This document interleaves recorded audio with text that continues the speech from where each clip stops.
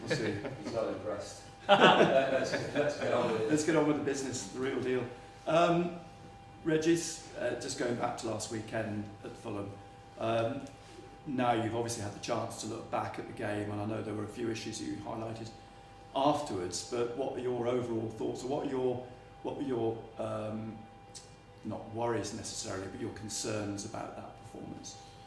I think it's part of our journey in the Premier League, and we expected a tough game against Fulham, and because they have this ability to create chances with different threats. So for example, they were really good against Arsenal a few weeks ago, so it wasn't a surprise, so we were prepared for that. We struggled just a small part of the first half, I think. Then we had a good period when we dominated the ball without creating too many chances, and they finished really well, maybe with more energy, using the energy of their crowd as well. So it's not a concern, just a good reminder about the level of this league. I think that's a point worth making, is that it's there are players in this division who have the ability in a split second to do something, as did Chukwueze. That cross was world class. Yeah, for example, and they created many chances in a short period of time, and we tested our limits.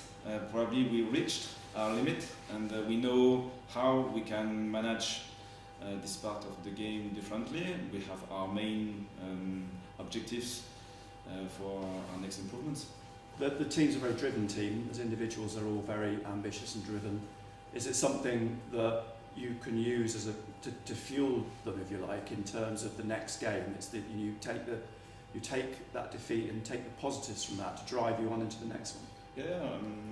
So far we were always able to react after a defeat. So I hope it will be the case once again, because this league is like that.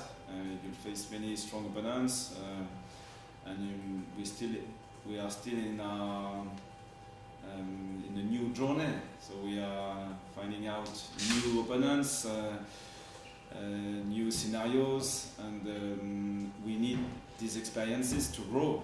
And because we don't have this background, so it's a new lesson. Sometimes you can manage the problems properly, sometimes it's not possible, but it's part of the process. You've not made many changes, or any changes, in the last few weeks in the games, and just shows you trust that group of 11 players. But you've got a 3-game week, and 2 of those games obviously against Liverpool, Manchester City. Are you minded to rotate, or is it something you just take each game as it comes? Yeah, I think naturally, organically, it will happen for sure. So I had this conversation with the players, and I told them because we perform well, and consistency is key to develop a new squad. I think it was normal to keep the same starting 11 because of the positive outputs we had. Now, with the main course of the season, with many games in a row, in a short period of time, organically it will happen, and you have your opportunities to play. Get ready for that, and I think they are training well so far. So I hope they will be ready for these fixtures. There's been a lot of debate the last couple of weeks as to whether you play a 5 or a 4 at the back. But watching you, I think you're very fluid, aren't you? I mean, it's a case, I think, of when you're in possession, Hume drops back, or when you're in possession, Hume drops into midfield. When you're out of possession, Hume drops back. Are you very comfortable at the moment with that fluidity, that formation that you're playing? Yeah, I think it's needed at that level. You have to be flexible, and after that, it's a question of phases and moments. Probably, if we are in a deep block, the last fixture, we were comfortable with a back 5-4-1. We were able to manage the spaces, to defend the box as well. We are really efficient. A bit higher when we are in a big block. Sometimes the 5-4-1, 3-4-3 is not always efficient to press. So we tended to drop a bit. But when we were high up the pitch, we went in man for man. So in man for man, we don't have a specific structure. So the last games it worked well, we might use a 4-4-2 once again, because I think now we are flexible, we have the good knowledge, so we'll see. And Bournemouth then, a test, because a lot's been spoken about Bournemouth. They're a very, very good young team, high press, a few injury concerns which might work in your favour, but clearly a very, very good coach in Uriolo. Yeah, it's a good model for us. The way they built the last 4 seasons in the Premier League is, I think it's really interesting for us, because we like this energy, we like this pressing team, this ambition in the game. They are really well organized, they are consistent in their structure, but they are doing well. In 1 point, 2 points, 3 points, they are really good, and probably it's a good example for us. Hi Régis, I don't know if you saw Kirill Louis-Dreyfus took in Marseille against Newcastle the other night. Has he brought back a scouting report on Newcastle for a couple of weeks' time, or have you spoken to him about his trip? Yes, before the game, yeah. not after. I watched the game as well, so we know Newcastle, we know I think the teams in the Premier League. He's really well connected with Marseille because of his background, his story, and probably was happy for that reason. I don't know it was because of Newcastle, but because of Marseille won, and he's really well connected with this club. Probably happy on both counts. You always talk about lessons being learned from every game you play, whether you win, lose or draw. What lessons have you kind of been reflecting on from that Fulham game this week in the build-up to Bournemouth, would you say? I think probably the intensity, the consistency of the intensity, because we were well organized at times with the right level of intensity, but it was inconsistent. And at that level, if the opponent pushes through the whole game with their subs, their crowd, and so on, you can't afford to have this downs. I think, and it happened.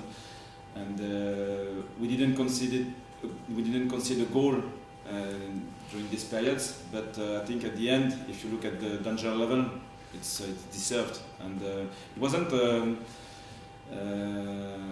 3 or 4-0 with a red card because the team gave up. It wasn't that case.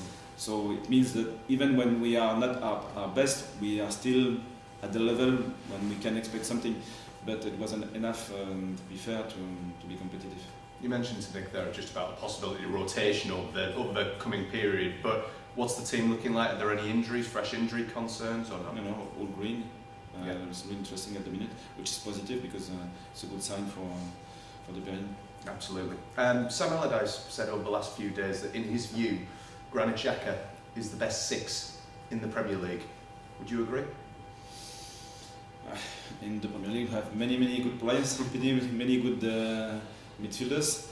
I think for us, we're really happy to have a player like Granit.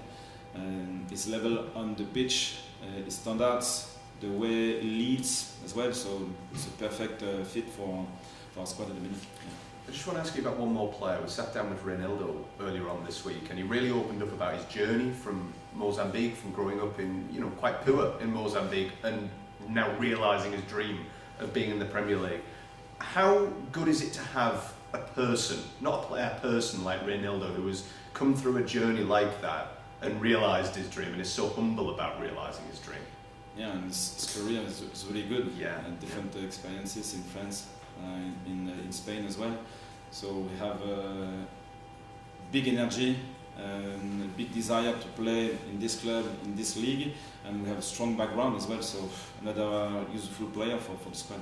Just finally, just on Bournemouth, you mentioned to Nick there, the kind of, what they've done over the last 4 or 5 years that Sunderland can kind of look at. Have Bournemouth come up in conversations in terms of the Sunderland project, of looking at them as a blueprint of a side that have got promoted, stayed up, and then thrived in later seasons? Yeah, I think every club has its own journey, but the recruitment, the way they build their squad with the style of play as well, I think it's really similar to what we want to do here because it fits with the region, with the club, with the history of Sunderland as well. So it's always interesting to analyze, to assess what happened when it worked and what happened when it didn't work. And here we have a good example. Thanks, Régis. Good afternoon. You talked about this being the main course of the season, and when you've got, you know, Bournemouth, Liverpool, Man City on the horizon, the derby, is it? I mean, how is it exhausting trying to prepare when you've got so much kind of on your plate coming up?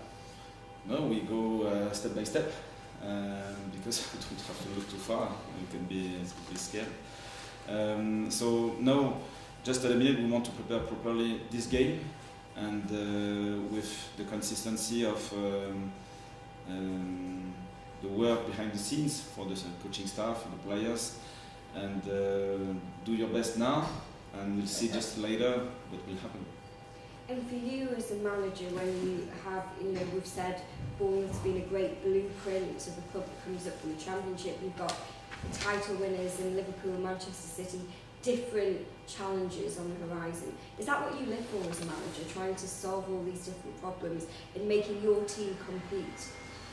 Yeah, so it's always I take it positively, because I think we want to live this kind of fixture against the best teams in the world.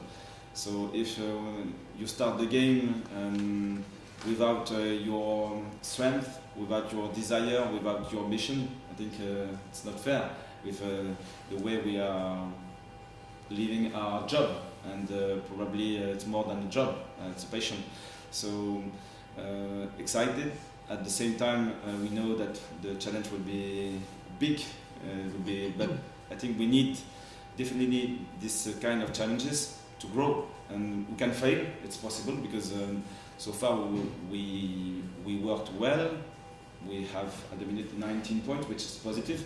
We might struggle at times, it's possible, but every new game is a new challenge, a new opportunity to win 3 points, 1 point, and if it's not possible, just learn and move on.